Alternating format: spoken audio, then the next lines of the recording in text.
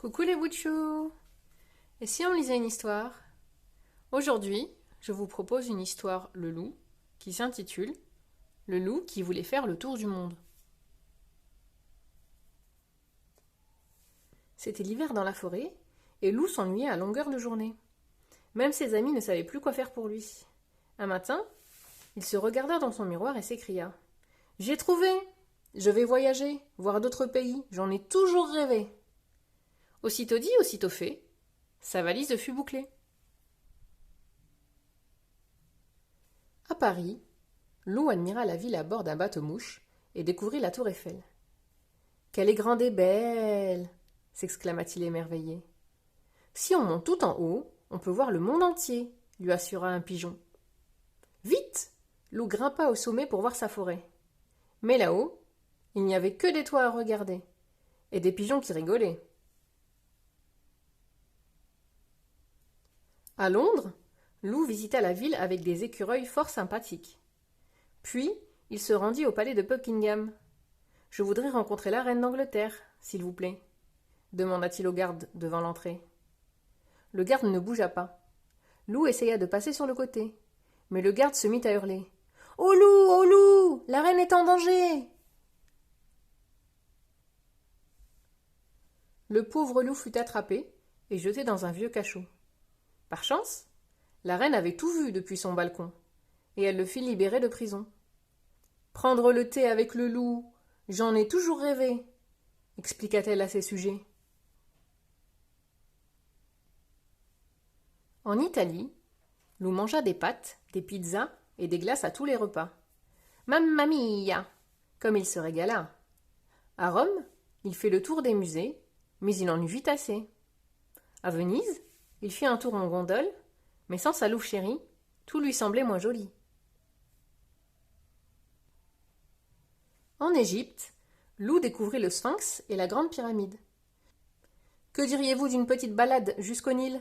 lui proposa un dromadaire. « Avec plaisir !» se réjouit le loup. Près du fleuve, Loup trempa avec délice ses pattes dans l'eau. « Attention !» cria le dromadaire. « Dans le Nil, il y a des... »« Au secours ! Un crocodile !» hurla Loup, échappant de peu aux terribles dents. Au Kenya, Loup fit un safari. Au volant d'une jeep, il partit à la découverte de la savane. C'était l'heure la plus chaude de la journée, et les animaux étaient réunis autour de la mare. « Bonjour la compagnie !» dit Loup. « C'est quoi ça ?» demanda le zèbre. « Je sais pas !» répondit l'hippopotame. « Une sorte de hyène, peut-être ?» suggéra le lion. « Mais non, je suis un loup !»« Un loup ? Ah ! Sauf qui peut !» hurlèrent les animaux terrorisés. Et ils disparurent dans les forêts, laissant le pauvre loup seul et dépité. Sur l'île de Madagascar, Loup vit des baobabs qui touchaient le ciel et des fleurs aux couleurs extraordinaires. Mais sous l'eau, c'était encore plus beau. Loup nageait au milieu de poissons multicolores quand, soudain, un requin-baleine surgit près de lui. « Au secours, à moi !» cria Loup. Sur la plage, un lémurien observait la scène. « Pas de panique, muselon !» se moqua-t-il. « Ce requin ne mange que du plancton. » Au Népal, Loup escalada l'Everest, la plus haute montagne de l'Himalaya. Arrivé au sommet, il s'assit pour se reposer. Il ne vit pas tout de suite l'horrible créature qui l'observait. « Bienvenue chez moi, bel étranger !» roucoula demoiselle Yeti. « Je pourrais te manger, mais tu es trop mignon. Je préfère t'épouser. »« Ah, ça non !» cria Loup, et il prit ses pattes à son cou. Il dévala la montagne, traversa la vallée, et le pays tout entier.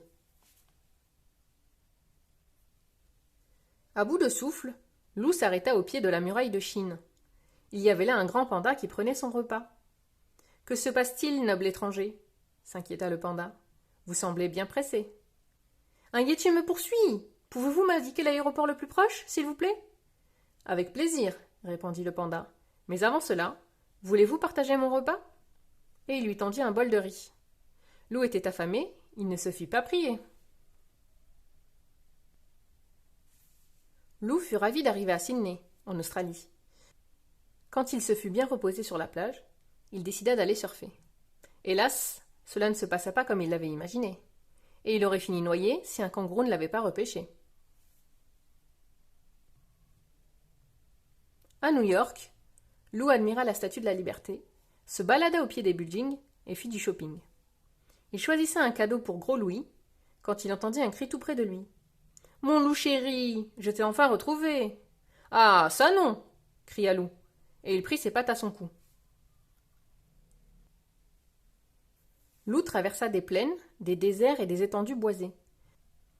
À bout de force, il s'arrêta devant un chalet et s'y cacha. « Bienvenue au Québec !» le salua un caribou. Lou s'endormit en un clin d'œil. Quand il se réveilla, il s'écria. « J'en ai assez de voyager. C'est décidé, je rentre dans ma forêt. » Lorsqu'il arriva chez lui, Lou poussa un grand soupir de satisfaction. Quel bonheur de retrouver sa maison! Il invita tous ses amis à dîner et se mit au fourneau. La soirée fut très animée. Il paraît même qu'il y eut une invitée inattendue. Et voilà les bouts de chou! C'est fini! Si vous avez aimé, n'hésitez pas à vous abonner et à partager. Et en attendant de nouvelles aventures, il y a plein d'autres lectures sur la chaîne. À bientôt pour de nouvelles histoires!